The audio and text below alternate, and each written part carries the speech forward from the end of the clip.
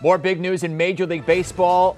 Another signing. The Mariners agreeing to a 5-year, $115 million deal with the reigning AL Cy Young winner, Robbie Ray. Our Jim Bowden confirming the news today and also reporting that there is a no-trade clause the first 2 years of that contract, and there is an opt-out after the second year as well.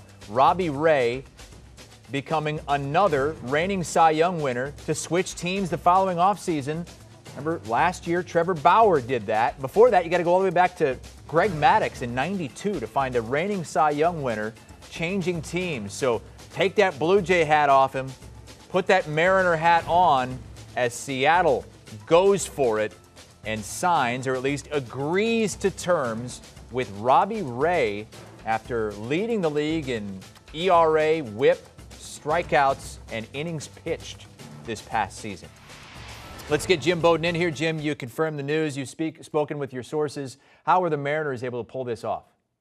Yeah, this is an incredible sign for them. The Mariners, Jerry Dipoto, the general manager, very aggressive. His number one goal this offseason is he wanted to get a number one starter.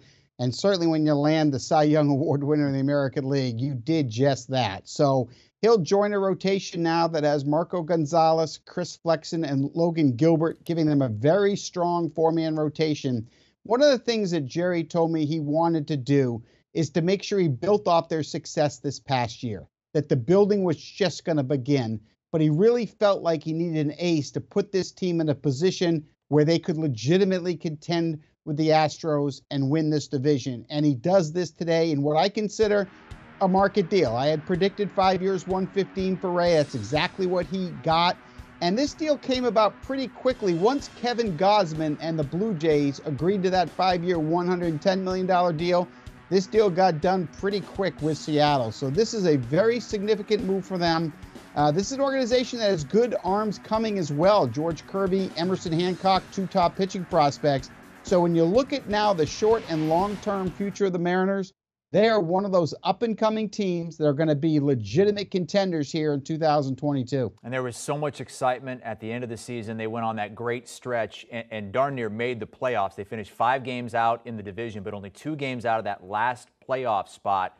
All that excitement, all those arms coming, and now signing the reigning AL Cy Young winner. I know they have more to do, but what should the expectations be in Seattle now moving forward?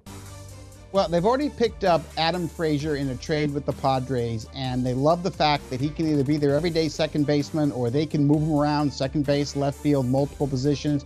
I'm also told they've had discussions with free agent Chris Taylor, that they feel he would be a good fit because of his versatility as well. And remember, this is a team that has one of the best prospects in baseball in Julio Rodriguez that should be able to make it to the majors sometime next year as well. So the Mariners, look, they just keep building. I was told they're going to look for more bullpen help next, as well as some more versatility. But Jerry Dipoto feels with the acquisitions of Ray and Frazier that he's put his team in a position to legitimately be a team to beat next year. Jim, we went 25-plus years without seeing this, without seeing a Cy Young winner win the award and go somewhere else. Now we've seen it back-to-back seasons. What do you make of that? Yeah, I mean, look, I think even with the Max Scherzer signing today, going to the Mets, I mean, you're going to see players in this generation move from team to team often. And, you know, we talk a lot about free agency, how teams pick places because of geography or they pick places with a chance to win. Let's all be realistic here. A lot of times it's who offers the most years and who offers the most dollars. A lot of times that's where it ends up. In the Scherzer case, the Angels and Dodgers both played.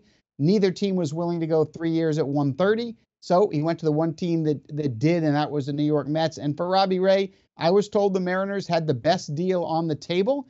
I don't know if that's true or not. That's what I was told. There were a lot of teams that were in on Robbie Ray. But I do think that the youth of Seattle, the direction of this organization, the ballpark is a great place to pitch in. I think all of that kind of factored. But 5 years, $115, pretty good deal for Robbie Ray. And now they're probably going to be expected to snap the longest drought in Major League Baseball and get back to the postseason for the first time since 2001 as they sign the reigning AL Cy Young winner, Robbie Ray. At least agree to terms with Robbie Ray today. 5 years, $115 million. Jim Bowden confirming that news for us today on CBS Sports HQ. Let's look at the odds to win next year's World Series. The Mariners are at 40-1 right now, but they are rising. Dodgers are the favorites at 6-1. Then you have the Astros, who the Mariners are going to try to chase down in the division this upcoming season. Yankees and Mets, who made the big splash today as well, getting Max Scherzer into town.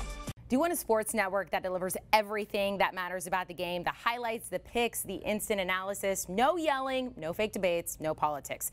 Hit the subscribe button and never miss a moment.